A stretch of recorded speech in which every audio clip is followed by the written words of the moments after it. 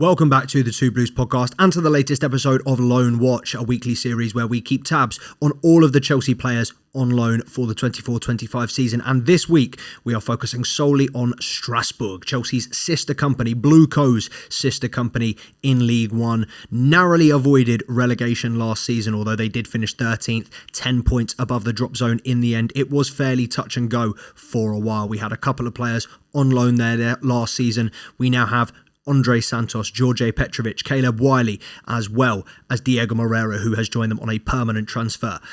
Great to see him grabbing his first goal. He grabbed his first assist of the new season against Lille, and he followed it up with a goal in that game against Marseille. The first win, or the first defeat, should I say, that Marseille have suffered in their last 6 games. Before that, the last 5, it was 4 wins and a draw.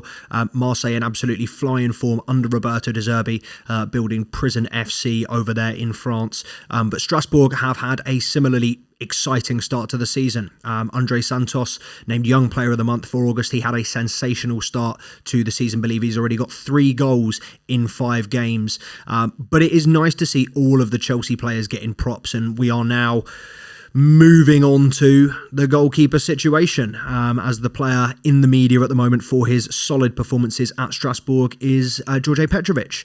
Obviously Petrovic, I think he's only played 3 games so far for Strasbourg this season, but this is the first clean sheet. This is the first clean sheet they've kept as well, and he made a few big stops, and it comes, aptly at a time where we are scrutinising. The spotlight is back on Robert Sanchez. Is Robert Sanchez the best keeper for Chelsea? I don't know. Out of the 3 on the books at the moment, George Petrovic, Philip Jorgensen and Robert Sanchez, I personally would put him bottom of the 3.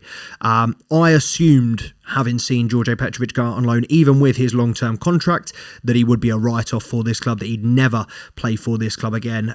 He has come out in the media after that performance in midweek and said that he would love to rejoin Chelsea. He would love to come back into the fold and compete for the number 1.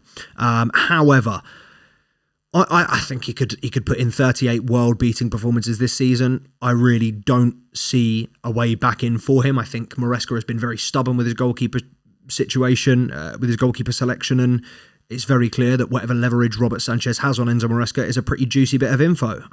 Whether it's extortion, whether it's blackmail, who knows what's going on behind the scenes at Chelsea. But Robert Sanchez is somehow doing enough to keep George Petrovic not just out of the team, out of the squad, out of the country. And I think it would be a big shame if he went on to succeed, to have a fantastic season at Strasbourg, for us then to just sell him next season.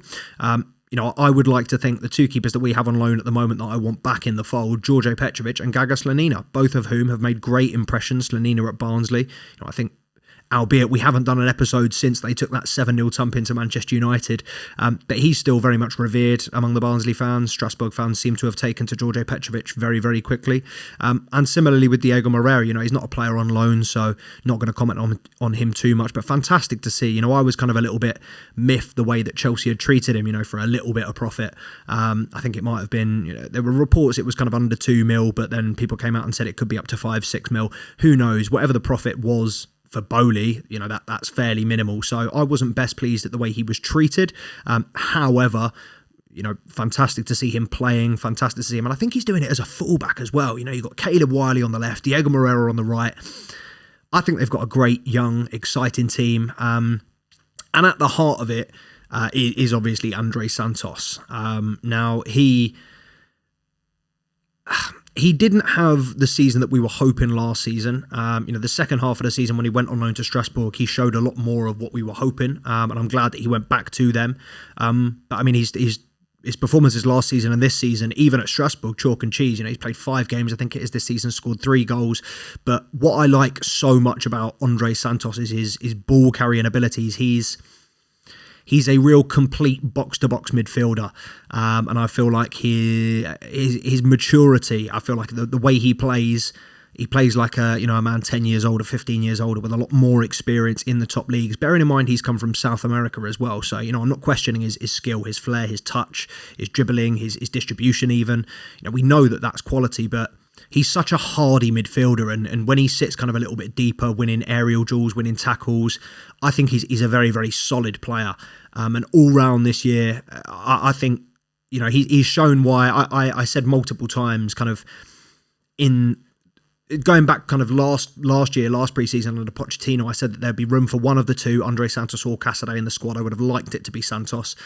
We went out and signed Ugo Chukwu and loaned those two out, which I think, while a similar profile, I think Ugo Chukwu is a bit more defensive. Andrey Santos offers a little bit more going forward, and then Cesare Casadei is a little bit even more forward than that. But Santos, for me, ideal box-to-box midfielder, number 8. I think the way he settled into Strasburg, fantastic. And if we can build, it's a young, exciting squad, and if they kind of have a solid season, and I'm not going to sit here and say that they're going to push for Europe or anything else like that, because number one, I don't watch enough of League One, I don't watch enough of French football, but also, I think that would be a far cry, given that they were kind of really struggling towards the back end until the back end of last season. But look, Liam Rosenior, however you say it, is doing a fantastic job over there.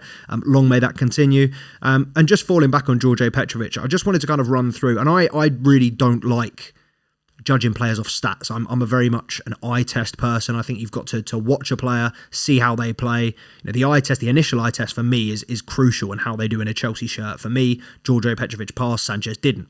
But the one thing that obviously Enzo Maresca has been very, very clear about is having a goalkeeper that can build out from the back, that can start attacks, that is comfortable with the ball at his feet, and is able to also start those quick transitions, get those long balls going forward.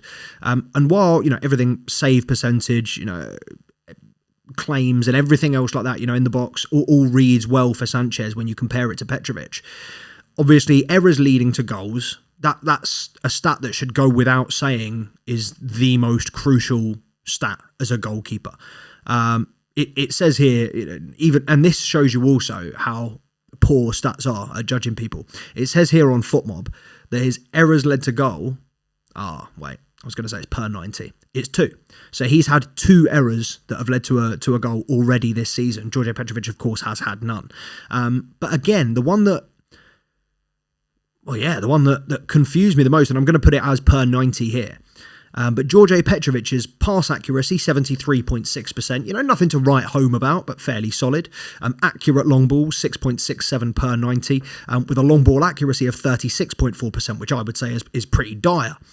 Robert Sanchez reads pass accuracy 77.6%, so 4% higher than George Petrovic, and obviously that's per 90. George Petrovic has played 4 less games this season, so that may well change in a couple of games' time. Accurate long balls, 3.83, compared to George Petrovic's 6.67, and this is per 90 again. And long ball accuracy, George Petrovic's was 36.4, which I said was dire. Long ball accuracy for Sanchez is 32.4%. This is supposed to be a keeper that's brilliant with the ball at his feet. This is supposed to be a keeper that's building out from the back like Alisson, Ederson. I mean, Arsenal are closest to those two with David Raya.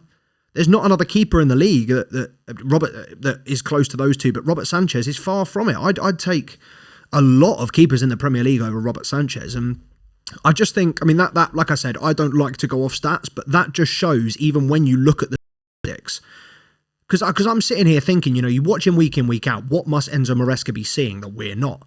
Maybe I'll do a little bit more research into the stats. Maybe I'll do a little bit more kind of micro or macro watching on him, watching his game closely, watching his touch closely. But then when you're looking into it, when you do the research, when you delve into it, he's still not as good. And I just do not understand, what like I said, what leverage he has on on Enzo Maresca.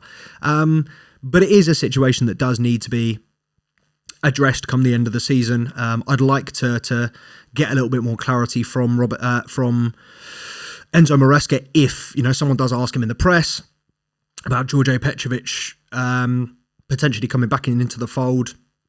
I think Enzo Maresca's press conference has been absolutely fantastic. He's been very honest, very brutal. He hasn't beaten around the bush, and I think he will be upfront and tell us, look, we've loaned him out because we want more game time. If he does well, he can come back in. If not, we'll sell him. But I think he would like some clarity. I don't know. Obviously, it's not made aware to the general public exactly what's gone on behind the scenes. But I think as Chelsea fans, we'd personally like some clarity. Is this, a loan with a view to never play for the club again, which I would assume it is. But when we do have Robert Sanchez struggling, I, number one, wouldn't be surprised if Petrovic is thrown back into the mix, but also wouldn't be surprised if Jorgensen is, starts getting it started ahead of him in the league. We've obviously got Jorgensen as our cup goalkeeper, our Conference League goalkeeper at the moment, but I wouldn't be surprised if there's a few more, a couple more clean sheets under Jorgensen's belt, a couple more mistakes from Sanchez that lead to goals. Then I don't doubt that the switch will happen, because look, in big games, and he cost us 2 goals at the weekend. If he does that against a City and Arsenal or Liverpool, we're losing the game. So, those are the differences. And in the Premier League, like I said, it's a game of fine margins. It's a game of very small margins, and you've got to be at the top of your game. And when the margins are so small in terms of the passing accuracy, the long balls, I just do not see enough from Robert Sanchez to be trumping George Petrovic. But obviously, that is a decision way above my pay grade, unfortunately. And let me know in the comments, obviously, if you agree, if you think Robert Sanchez needs to be dropped and Petrovic should be brought back in, let me know. If you think we just need to go out and get a long-term keeper, let me know. That's been what I've been saying for a long time. It's frustrating to see Chelsea go in every single transfer window, buy another 20-25 mil keeper, when we know they're just going to do the job, if that, for 2 seasons, when we could go out and spend 60, 70, 80 mil on a Diogo Costa, Mike Maignan, a Donnarumma, someone that's going to play as your number 1 goalkeeper, reliable goalkeeper for the next 5-10 years. You don't have to worry about that position. Every successful Chelsea team has been built on a world-class goalkeeper. Petr Cech, best in the world. Compare him to Robert Sanchez now. That was our Champions League winning keeper. Even Edu Mendy, nowhere near Petr Cech, but he was the best goalkeeper in the world that year. He was better than Donnarumma that year. Should have won the Yashin Trophy that year. So Chelsea have always, a successful Chelsea side, particularly in Europe, has always been built on the foundations of a very strong goalkeeper and a very strong defence. And look, I love the attacking play. I love the excitement, the dynamism of this squad. But at the same time, security is key. And essentially that is kind of what I want to see addressed sooner rather than later, because it's all well and good, having fun, scoring all these goals, but then when you go up against the serious sides, the big teams that, want to sit deep and give us a 0-0 or a 1-0, I think we're going to struggle. But yeah, Strasburg, it's looking very, very exciting for them. I am going to be keeping a very, very keen eye on them this season. Hopefully watch a couple of more games than I have been able to so far. I only caught the one full game.